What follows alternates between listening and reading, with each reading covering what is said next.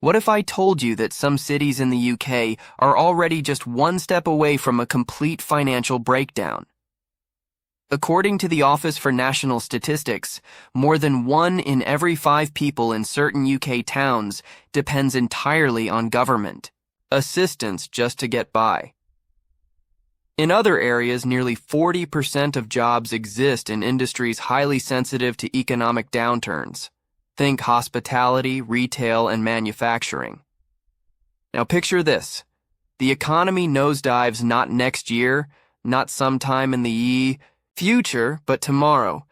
Would your town survive, or would it be one of the first to crumble? This isn't just about London or Manchester. In fact, those cities aren't even at the highest risk. The real danger lies in places hiding in plain sight.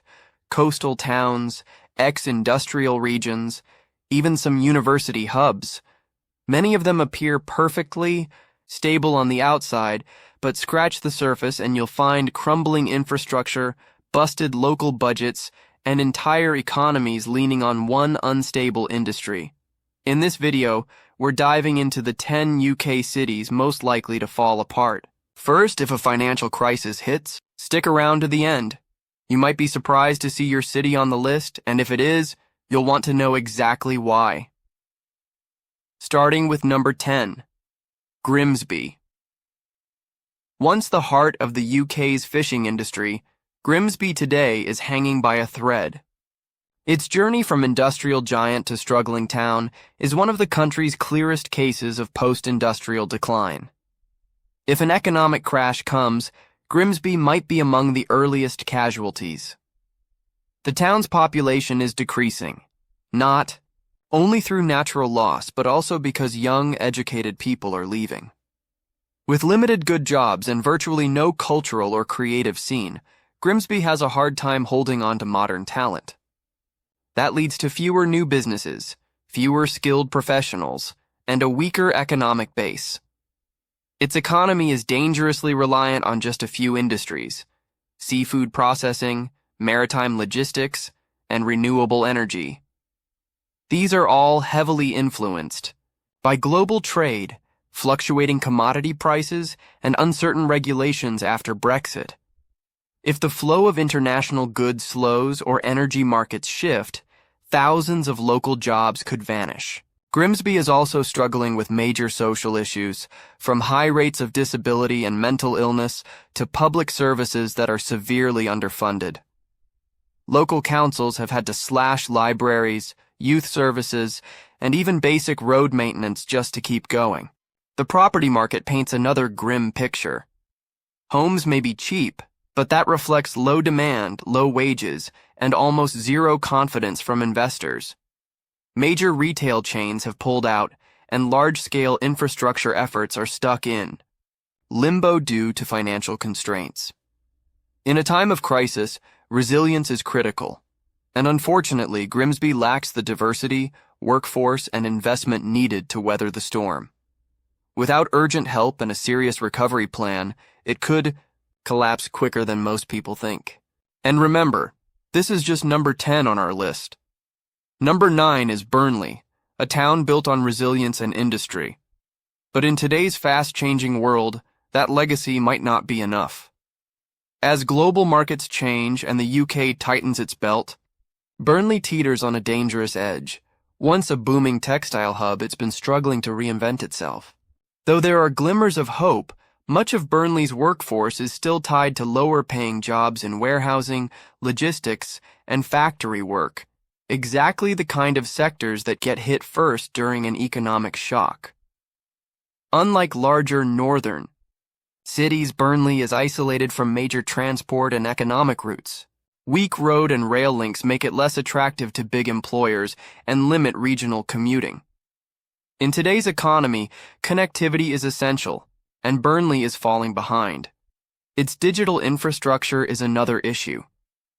With slow internet and limited tech job opportunities, young people are quick to leave. What's left is an aging and less skilled workforce, poorly positioned for the high-paying jobs of tomorrow. Local government is under enormous pressure. Public services are barely staying afloat, and demand for welfare support keeps growing. Schools face financial strain, hospitals are stretched thin, and shops on the high street are closing their doors. Taken together, these factors make Burnley's economy fragile. A national downturn wouldn't just hurt, it could push the town into a prolonged collapse, setting it back for years, maybe even decades. Worst of all, there's no clear roadmap to recovery. Is Burnley being overlooked, or do you see potential? Others are missing? Let us know your thoughts in the comments, and don't forget to like and subscribe for more in-depth investigations. At number 8, we have Dundee. It's a city that rarely makes national headlines, but maybe it should. On paper, Dundee looks like it's on the upswing. A well-known university town, an ambitious waterfront redevelopment, and a growing buzz around its creative and digital industries. But the reality is far more complicated. Many of these success stories are isolated. They haven't translated into everyday improvements for most residents. The city still carries the burden of its industrial past. It's tried to move from jute and shipbuilding into biotech and game development, but the transition hasn't benefited everyone. Youth unemployment remains stubbornly high, and while universities bring in students from across the world, most of them leave as soon as they graduate. That's a serious issue for a city trying to build a long-term, future-ready economy. Walk around the center, and you'll see boarded-up shops, underused buildings, and neglected neighborhoods not far from flashy new developments. These aren't just cosmetic problems. They point to a fragile economy. A large share of employment comes from the public sector, and there's little private investment. If even one major employer leaves or public funding gets cut, Dundee's economy could unravel quickly. Real estate prices in some neighborhoods are climbing fast, creating a misleading picture of prosperity. But wages haven't kept pace, suggesting a growing bubble. And bubbles always burst. So while Dundee may appear to be a city on the rise, it's actually walking a very thin line. One strong economic blow could turn that slow progress into a hard and fast decline. The city has potential, but right now, that potential is dangerously unprotected. Number 7 is Swansea. This coastal city in Wales offers stunning views and rich history, but its economic foundations are far less stable than they seem. Swansea depends heavily on public sector employment. Local government, healthcare, and schools make up a huge chunk of the job market. These roles may be steady when times are good, but they're among the first to face cuts when the national budget tightens. A serious downturn could cost thousands of jobs overnight. The city's retail core has been in slow decline for years. Foot traffic is decreasing, major chains are pulling out, and small businesses are left to struggle. Online shopping has taken a big toll, and Swansea hasn't developed a comprehensive plan to adapt. In terms of private sector growth, the city lacks economic power. There are some efforts in tech and green energy, but these are limited and haven't created enough jobs to support the wider population. Unlike Cardiff, Swansea has failed to attract large-scale investment. Add to that its exposure to climate threats. Coastal flooding is becoming more frequent, and infrastructure upgrades are lagging far behind.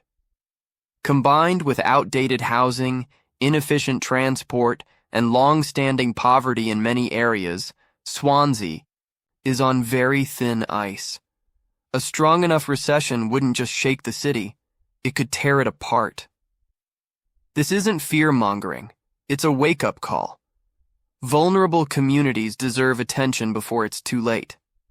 Swansea has charm and pride, but those alone won't hold back a collapse. At number 6, we look at Wolverhampton, a city that rarely gets the spotlight but should. It's situated near Birmingham, in a prime location, and should be thriving. But decades of economic stagnation tell a different story. The decline of manufacturing and heavy industry hit the city hard, and attempts to shift toward the service sector haven't produced the growth needed. Businesses are opening, but not at the volume or scale to lift the entire city. Education is one of Wolverhampton's most pressing issues. It frequently ranks near the bottom in UK school performance, which limits opportunity and keeps generations trapped in poverty. It also discourages high-skilled employers from moving in. The city centre remains scarred from past recessions: empty shops, crumbling public spaces, and infrastructure that feels stuck in time. While other cities attract investment in tech and urban development, Wolverhampton often gets passed over. It's a symbol of regional neglect. The social challenges are just as severe. High levels of illness, youth unemployment, and housing insecurity leave large parts of the population exposed. When an economy turns south, it's these communities that get hit first and hardest. Even the city's well-connected transport system hasn't delivered the economic bounce people hoped for. Commuters may pass through, but few stay, and even fewer invest. People come and go, but only a few remain, and the cash tends to flow out more than it flows in. Wolverhampton isn't on the brink of collapse, but it's worryingly unprepared for a potential financial shock. Should the nation spiral into a severe recession, this city may face more than just economic strain. It could begin to unravel at its core. The concern isn't whether Wolverhampton is exposed. It's how soon the cracks will begin to widen. Hull, often overshadowed and tucked away in East Yorkshire, is a city built on proud maritime traditions, known for its resilience and tough spirit. But it's also grappling with deep structural issues that place it at high risk if the national economy falters. The downfall of the fishing and shipping sectors left a lasting scar. While investments have flowed into areas like renewable energy and tech ventures, those industries haven't reached the broader population. Many still depend on low-wage jobs, unstable employment, and overstretched public systems. Hull's geographical isolation is a major stumbling block. Its limited links to primary transport networks make it difficult to draw in business and skilled workers. Unlike urban centers along key trade routes, Hull often feels economically and politically detached. Public health numbers offer a grim outlook. Life expectancy trails behind the national average, and chronic health conditions are widespread. These issues are compounded by generations of deprivation, affecting everything from school outcomes to job readiness. Housing is dated in many neighborhoods, trapping residents in poverty cycles. Infrastructure projects have lagged, and austerity policies hit Hull particularly hard. In stable times, the city barely maintains itself.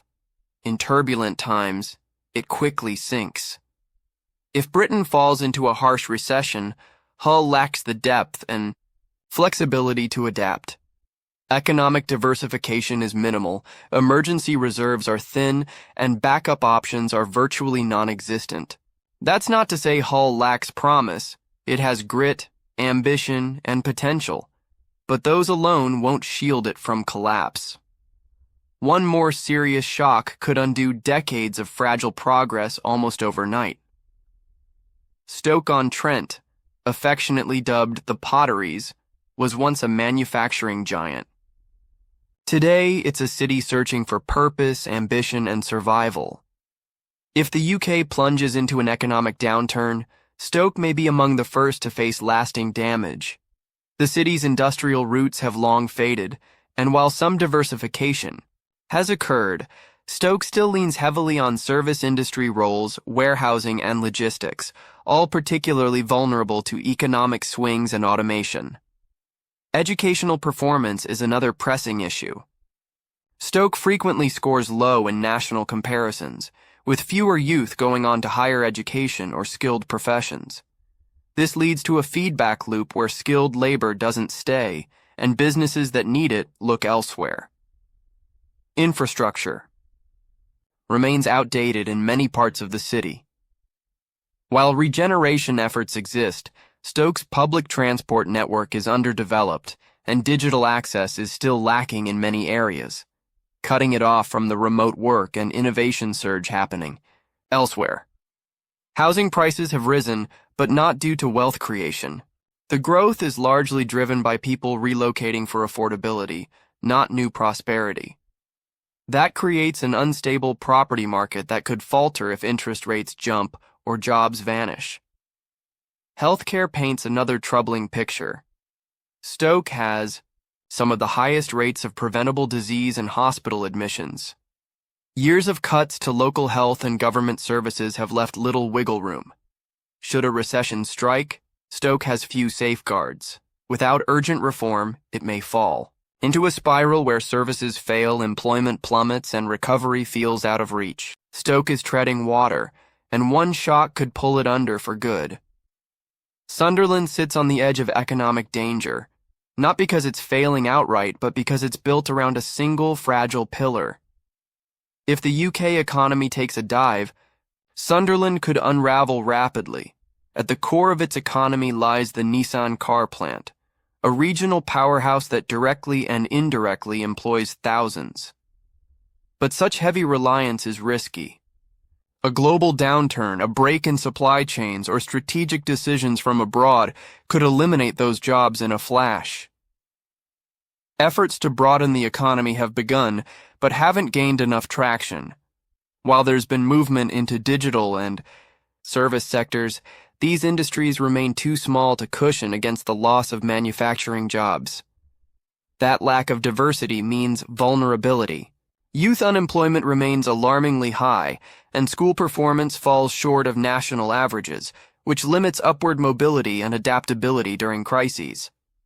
Health stats paint a concerning picture, too.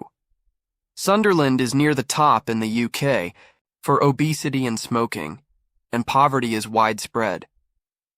These aren't just social issues, they're economic liabilities that strain public systems.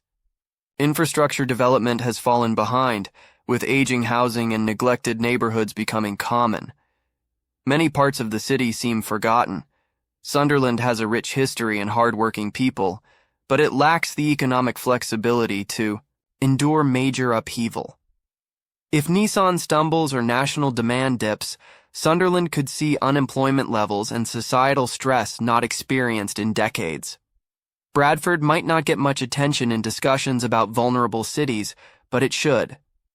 As one of the UK's youngest and most culturally varied cities, it brims with untapped promise. But that promise is stifled by instability, low investment, and long-standing inequality. Bradford has historically been underfunded, both by public bodies and private investors. Despite being England's fifth largest metropolitan district, it's been overlooked in national development plans. Core infrastructure is worn, and public systems are stretched thin. Youth unemployment is a glaring issue.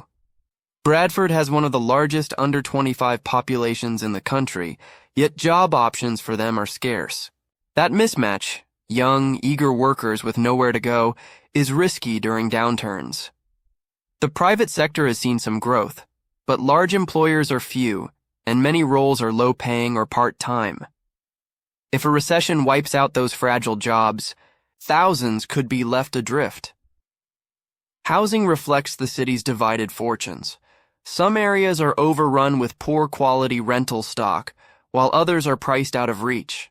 Gentrification is inconsistent and occasionally worsens economic segregation.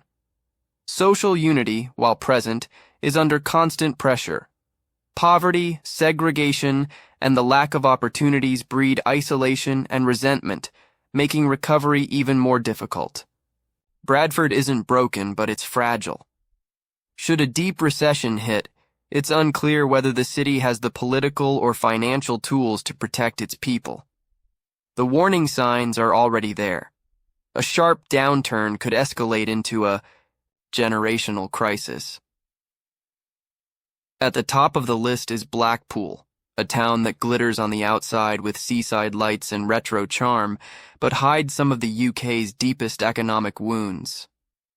If a national economic collapse occurs, Blackpool may be the first to fall, and fall hard.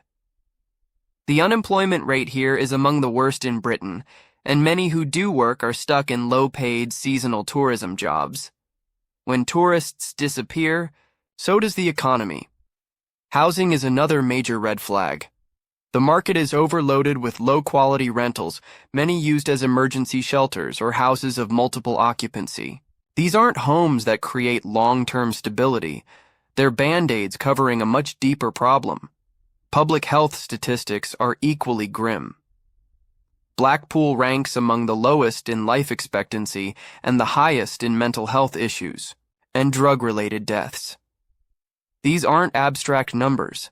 They reflect a worn-out population depending on local services that are already stretched beyond capacity. The local government has suffered years of budget slashes. Libraries, community programs, and essential services have been cut to the bone. A nationwide downturn could leave the town's core services teetering.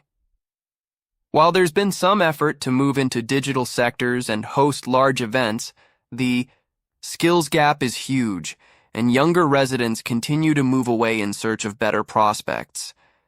Without a total economic reboot, Blackpool may not just face financial struggle, it could see the entire fabric of civic life break down. These aren't just names on a list, they're places people call home. Communities built over generations now stand on shaky ground. So which city caught you off guard the most? Leave your thoughts in the comments. We read every single one. If this video made you think differently, don't miss our last deep dive. And if you want to support what we're building here, all it takes is a simple click, subscribe. It truly means the world to us.